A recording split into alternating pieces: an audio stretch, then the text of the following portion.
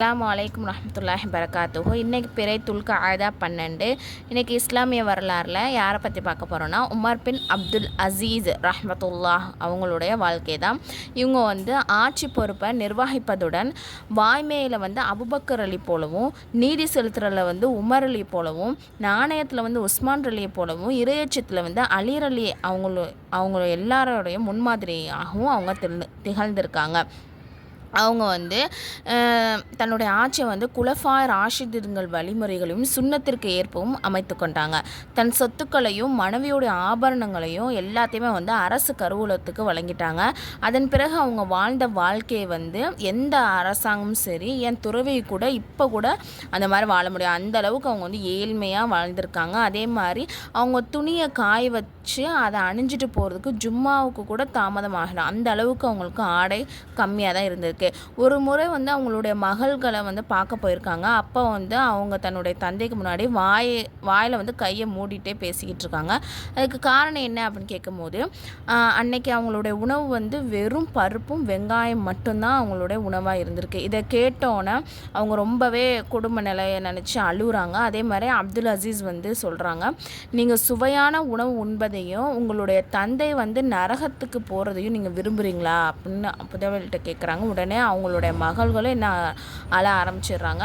அக்காலத்தில் பெரும் சக்கரவர்த்தியாக இருந்தும் கூட அவங்க என்னது ஹஜ்ஜு செய்கிறதுக்கு போதுமான அவங்களுக்கு சொந்த பணமே இல்லாமல் தான் அந்த அளவுக்கு எளிமையாக வாழ்ந்திருக்காங்க. அன்னலாரின் அற்புதம். ஆயுள் முழுவதும் வலி நிவாரணம்.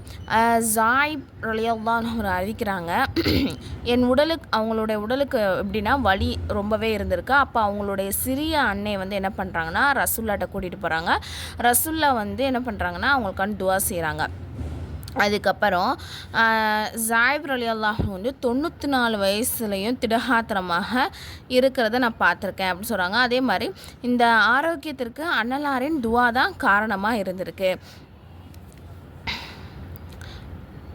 அடுத்து ஒரு ஃபர்லை பற்றி சமாதானம் செய்தல். அல்லாஹாலா கூறுகிறான், அல்லாஹ்விடம் செய்த ஒப்பந்தத்தை அது உறுதிப்படுத்தப்பட்ட பின்னர் முறித்து விடுகின்றனர். ஒன்றிணைக்கப்பட வேண்டுமென அல்லாஹ் கட்டளையிட்டதை துண்டித்து விடுவதுடன் பூமியில் குழப்பத்தையும் உண்டாக்குகிறார்கள். இவர்கள்தான் நஷ்டவாளிகள். அதாவது என்னென்னா, உறவினர்களும் உறவை துண்டிக்காமல் சேர்ந்து வாழ்வது ரொம்பவே அவசியமானதாக இருக்கிறது. அடுத்து ஒரு சுன்னத்தை பற்றி தொங்கோட்டத்தின் போது துவா. நபி ஸல்லல்லாஹு அலைஹி வஸல்லம் அவர்கள் தொங்கோட்டத்தின் போது இந்த துவாவை ஓதுவாங்க. அல்லாஹ் மஅஃபிர் வரஹம் வஅன்தல் அஸ்ஸுல் அக்ரமு. யா அல்லாஹ், என்னை மன்னித்து என் மீது அருள் புரிவாயாக, நீயே கண்ணியத்திற்கும் அருளுக்கும் அதிபதி. ஒரு பாவத்தை பற்றி அல்லாஹ் அல்லாதவற்றை வணங்குதல். குர்ஆனில் அல்லாஹாலா கூறுகிறான், அல்லாஹ் அல்லாதவற்றை தாங்கள் உதவி செய்யப்படும் பொருட்டு அவர்கள் அவற்றை தெய்வங்களாக என்ன பண்ணுறாங்க, எடுத்து கொண்டு இருக்கிறாங்க. ஆனால் அவை அவர்களுக்கு உதவி செய்யும் சக்தி பெற மாட்டாது. ஆயினும் அவையே இவர்களுக்கு எதிராக படைய கொண்டு வரப்படும். அதாவது என்ன சொல்கிறான்னா, நம்ம அதாவது அல்லாஹ்வை அன்றி வணங்குறாங்க இல்லையா, அல்லாஹ் இல்லாமல் அல்லாட்ட உதவி கேட்காம சிலைகளை வணங்கக்கூடியவங்களாம் இருக்காங்க இல்லையா, சிலைகளை தெய்வங்களாக எடுத்துக்கிறாங்கல்ல, அவங்க அவங்களுக்கு எந்த ஒரு உதவியும் செய்ய அந்த சிலைகள் சக்தி பெறாது. அதே மாதிரி மறுமை நாளில் அவங்களுக்கு எதிராகவே அந்த சிலை சாட்சி சொல்லும் அப்படின்னு சொல்லிட்டு சூரா யாசின்ல அல்லாஹாலா சொல்கிறான். உலகத்தை பற்றி மறுமை வெற்றி இம்மையை விட சிறந்தது. குர்ஆனில் அல்லாஹாலா கூறுறான், நீங்கள் கொடுக்கப்பட்டிருப்பதெல்லாம் இவ்வுலக வாழ்க்கையின் ஒரு அற்ப சுகம்தான். நம்பிக்கை கொண்டு தங்கள் இறைவனையே முற்றிலும் சார்ந்திருப்பவர்களுக்கு அல்லாஹ்விடம் இருப்பது மிகவும் மேலானதும் நிலையானதுமாக இருக்குது.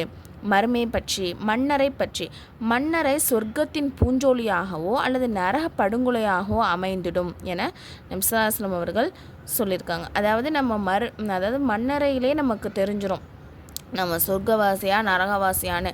நம்ம சொர்க்கத்தில் அதாவது மன்னரையில் சொர்க்க பூஞ்சோலியாக இருந்துச்சுன்னா நம்ம சொர்க்கவாசியாக இருப்போம். அதே அந்த மன்னரை நரக படுகொலியாக அமைஞ்சிருச்சு அப்படின்னு சொன்னால் நரகவாதி தான்.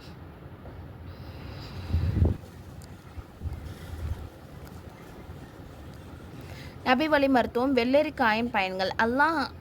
நபி ஸல்லல்லாஹு அலைஹி வஸல்லம் அவர்கள் பேரித்தம்பழத்துடன் வெள்ளரிக்காயும் சேர்த்து சாப்பிடக்கூடியவங்களாக இருந்திருக்காங்க. ஏன் அப்படின்னு சொன்னால், வெள்ளரிக்காய் இரைப்பையின் சூட்டை தணிக்குது. அதே மாதிரி சிறுநீர் பையின் வலியை நீக்குது என அல்லமா இப்னு கையும் ரஹ்மத்துல்லாஹ் வந்து சொல்லியிருக்காங்க. அல்லாஹ்வின் அறிவுரை. நபி ஸல்லல்லாஹு அலைஹி வஸல்லம் அவர்கள் சொல்லியிருக்காங்க, கருமித்தனத்தை தவிர்த்திடுங்க. ஏன்னா உங்களுக்கு முன்னிருந்த சமுதாயம் கருமித்தனத்தால் அழிந்து விட்டார்கள். அதாவது கஞ்சத்தனமாக இருக்கக்கூடாது. இன்ஷா அல்லாஹ் இன்னைக்கு பிறை 12, நாளைக்கு வந்து 13. யார் வந்து ஒரு அந்த மாதத்தில் வந்து பிறை வந்து 13, 14, 15 இந்த 3 நாள் வைக்கிறாங்களோ அவங்க வந்து காலம் ஃபுல்லாக வந்து நோன்பு வைத்ததுக்கு சமம். அதனால் இன்ஷா அல்லாஹ் நோன்பு வைக்கக்கூடியவங்க வந்து இன்றைக்கி நைட்டு வந்து சஹர் செய்யுங்க. சரிங்களா? அஸ்ஸலாமு அலைக்கும் வரஹ்மத்துல்லாஹி வபரகாத்துஹு.